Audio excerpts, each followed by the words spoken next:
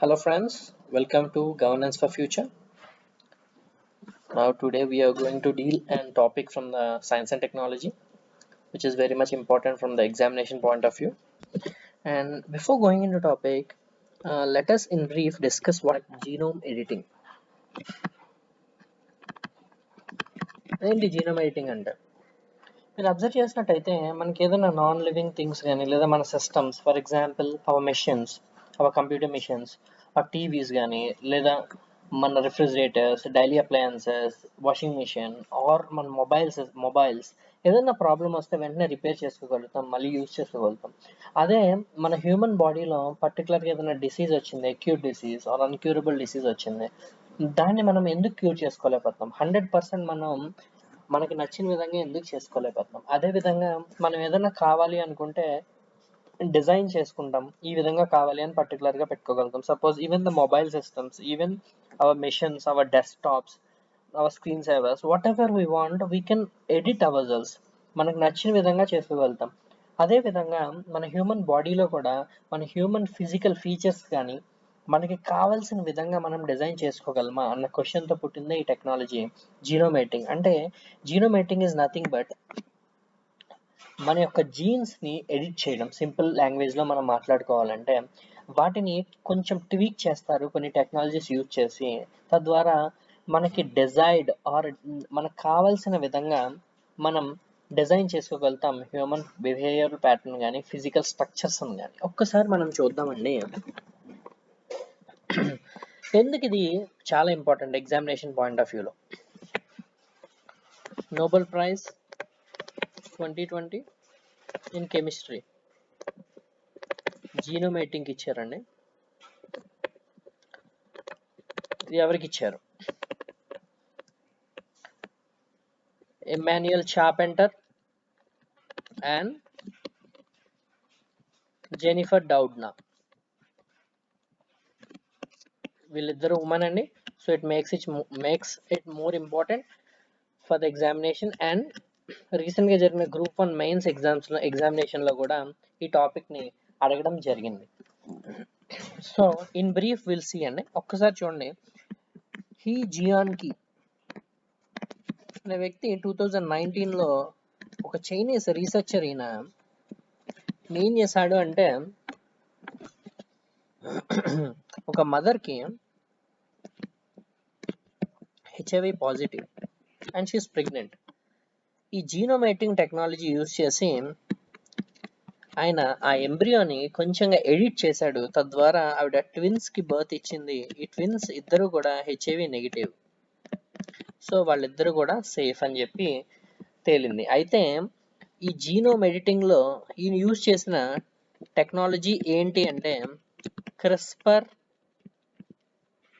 Cas9 technology. అదే మనం ఇప్పుడు డిస్కస్ చేసుకోబోయే టెక్నాలజీ. అయితే దీనికి కానీ ఇన్ని 3 years జైల్లో పెట్టారండి.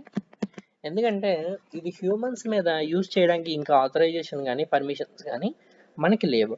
అందువల్ల ఇది ఇంకా రీసెర్చ్ స్టేజ్లోనే ఉండడం వల్ల ఇన్ని జైల్లో పెట్టడం జరిగింది. అయితే ఇది కానీ రిలీజ్ అయితే మనం నార్మల్గా మనం మూవీస్లో మాట్లాడుకున్నట్టు ఈ టెక్నాలజీ కానీ 100% రిలీజ్ అయితే ఇది ఎపిటోమ్ ఆఫ్ హ్యూమన్ డెవలప్మెంట్ అండి. ఒక మెడికల్ మిరాకిల్గా చెప్పచ్చు దీన్ని.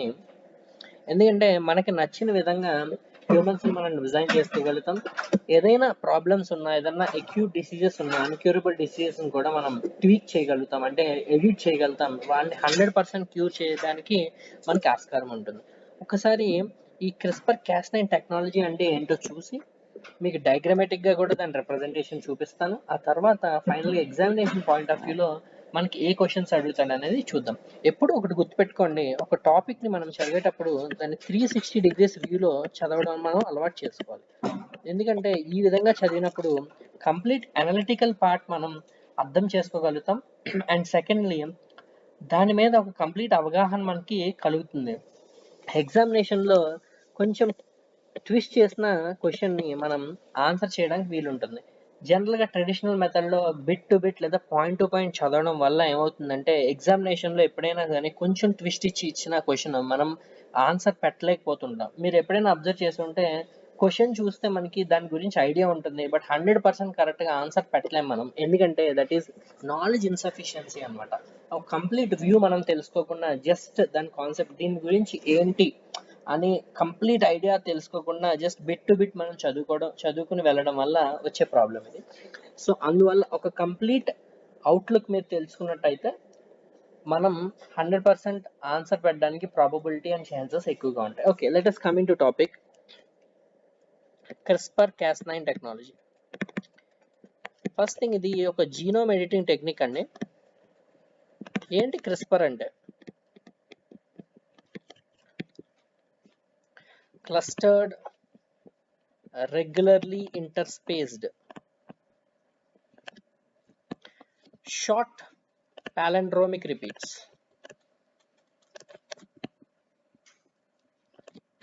ఇది క్రిస్పర్ అండి. ఎబ్రివేట్ చేయమని అడగచ్చండి ఎగ్జామినేషన్లో. So and next Cas9. ఏంటి Cas9 అంటే? ఇది ఒక ప్రోటీన్ ఎంజైమ్. ఇప్పుడు చూద్దామండి. సపోజ్ ఇది DNA కింద కన్సిడర్ చేసుకోండి. మన హ్యూమన్ డిఎన్ఏ మన మూవీస్లో చూసినట్టు లేదా మనం చదివినట్టు ఎలా ఉంటుందంటే డబల్ హెలికల్ స్ట్రక్చర్లో మన హ్యూమన్ డిఎన్ఏ ఉంటుంది. అంటే ఈ విధంగా ఉంటుందండి. దాన్ని మనం ఈ విధంగా రిప్రజెంట్ చేసుకుంటే 2 డైమెన్షన్లో మనకు అర్థమయ్యే విధంగా. సపోజ్ ఈ పార్ట్, ఈ ఏరియాలో మనకి డిఫెక్ట్ ఉంది, దాన్ని మనం రిప్లేస్ చేయాలనుకుంటున్నాం. సో దాన్ని ఎలా చేస్తాం అనేది ఈ CRISPR-Cas9 టెక్నాలజీ. సపోజ్ మన బాడీలో ఇది ఇమ్యూన్ సిస్టమ్ అనుకుందాం. ఏంటి ఇమ్యూన్ సిస్టమ్ అంటే? ప్రతి బాడీకి కూడా ఒక ఇమ్యూన్ సిస్టమ్ ఉంటుంది. సపోజ్ మన బాడీ మీద వైరస్, బ్యాక్టీరియా, ఫంగై ఇలాంటివి అటాక్ చేస్తాయి. ఈ యాంటీజెన్స్ అంటాం వీటిని మన బాడీ నుంచి ప్రొటెక్ట్ చేయడానికి మన బాడీలో ఉన్న ఇమ్యూన్ సిస్టమ్ ఏం చేస్తుందంటే యాంటీబాడీస్ని ప్రొడ్యూస్ చేస్తుంది. దాన్ని మన బాడీ ఇమ్యూన్ సిస్టమ్ అని చెప్పడం జరుగుతుంది. ఒకవేళ ఈ ఇమ్యూన్ సిస్టమ్ మనది పాడైంది, పని చేయట్లేదు, సో అప్పుడు ఈజీగా ఈ వైరస్ కానీ బ్యాక్టీరియా కానీ ఫంగై కానీ మనల్ని అటాక్ చేయడానికి వీలుంటుంది.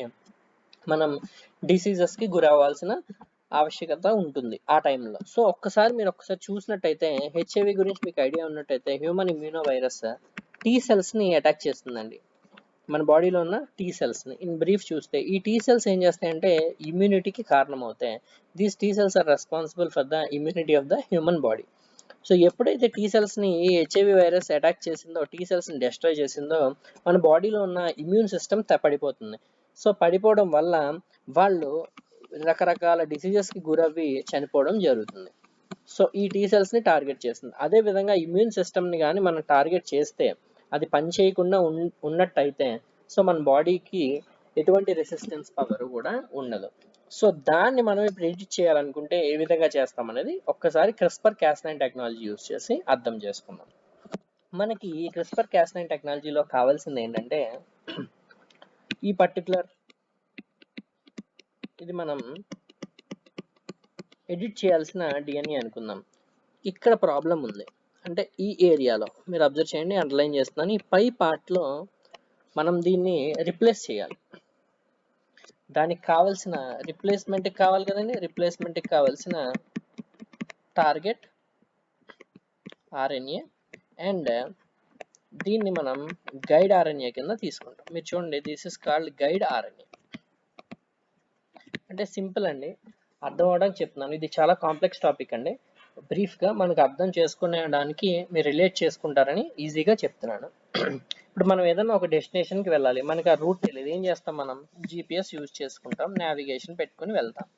అదేవిధంగా ఇప్పుడు మన బాడీలో ఉన్న ఏ జీన్ని అంటే ఏ పర్టికులర్ డిఎన్ఏని మనం ఏ ఏరియాలో ఉన్న దాన్ని మనం దీన్ని ట్వీక్ చేయాలి, దీన్ని ఎడిట్ చేయాలి అని చెప్పేదే ఈ టార్గెట్ డిఎన్ఏ అండి. ఈ గైడ్ ఆర్ఎన్ఏ యూస్ అవుతుంది మనకి ఇక్కడికి రీచ్ అవ్వడానికి. అంటే it is nothing but A GPS అనమాట. అంటే టార్గెట్ అండ్ గైడ్ ఆర్ఎన్ఏ అని చెప్పి మనం చెప్పడం జరుగుతుంది. ఇది మనం రిప్లేస్ చేయాలనుకుంటున్న ఆర్ఎన్ఏ డిఎన్ఏ పార్ట్, అండ్ ఇది ఇక్కడి నుంచి ఇక్కడికి గైడ్ చేసే గైడ్ ఆర్ఎన్ఏ పార్ట్.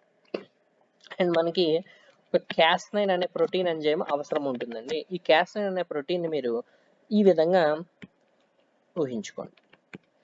ఇది ఒక పెయిర్ ఆఫ్ సిజర్స్ కింద యాక్ట్ చేస్తుంది ఈ Cas9 అనే ప్రోటీన్. ఓకేనా? ఈ Cas9 అనేది మనకి ఒక పెయిర్ ఆఫ్ సిజర్స్ కింద యాక్ట్ చేస్తుందని చెప్పి మీరు అనుకుంటే ఈ గైడ్ RNA ద్వారా ఈ టార్గెట్ DNA అండ్ ఈ Cas9 ఇక్కడికి రావడం జరుగుతుంది. ఇక్కడికి వచ్చిన తర్వాత ఏం జరుగుతుంది అంటే ఈ Cas9 అనే ఎంజైమ్ ఇక్కడ కట్ చేస్తుంది. తర్వాత అది ఈ విధంగా అవుతుంది. మీరు ఒకసారి చూస్తే ఈ విధంగా అవడం జరిగింది. ఇప్పుడు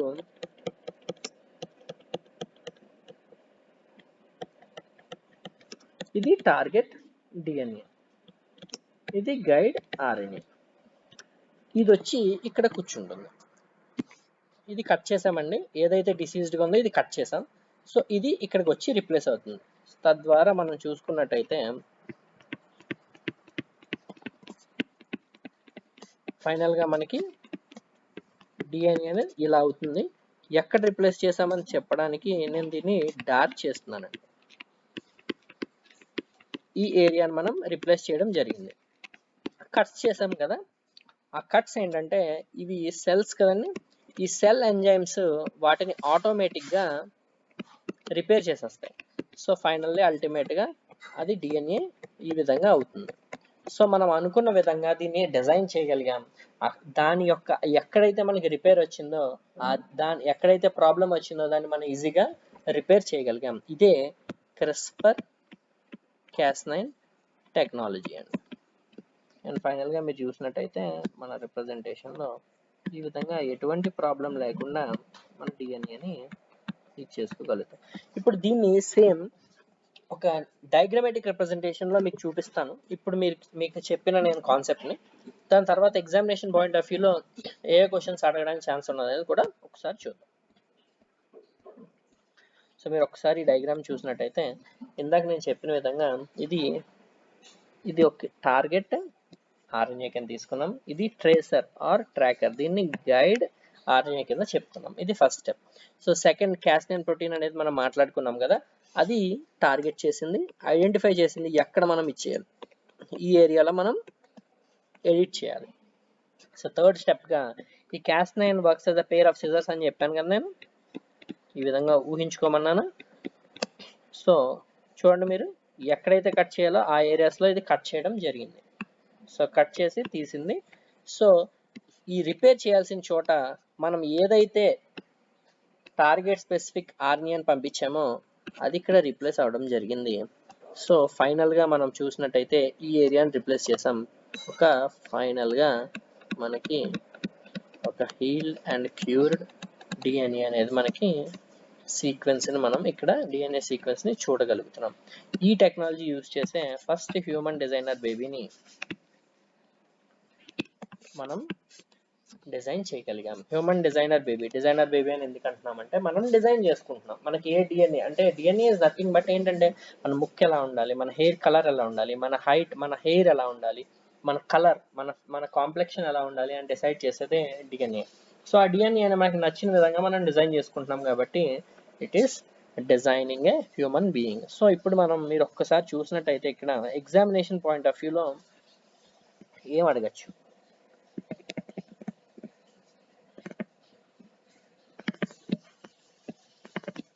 చూడండి. First, what is CRISPR-Cas9 technology? CRISPR యొక్క అబ్రివేషన్ అడగచ్చండి. మనం ఆల్రెడీ చూసాం, clustered regularly interspaced short palindromic repeats. ఇది ఏంటి? జీనోమ్ ఎడిటింగ్లో ఒక టెక్నాలజీ. ఈ టెక్నాలజీ యూజ్ చేసి లేదా ఈ విధంగా అడగచ్చు. ఫస్ట్, హ్యూమన్ డిజైనర్ బేబీని జీనోమ్ ఎడిటింగ్లో ఏ టెక్నాలజీ యూజ్ చేసి డిజైన్ చేశారు? CRISPR-Cas9 technology.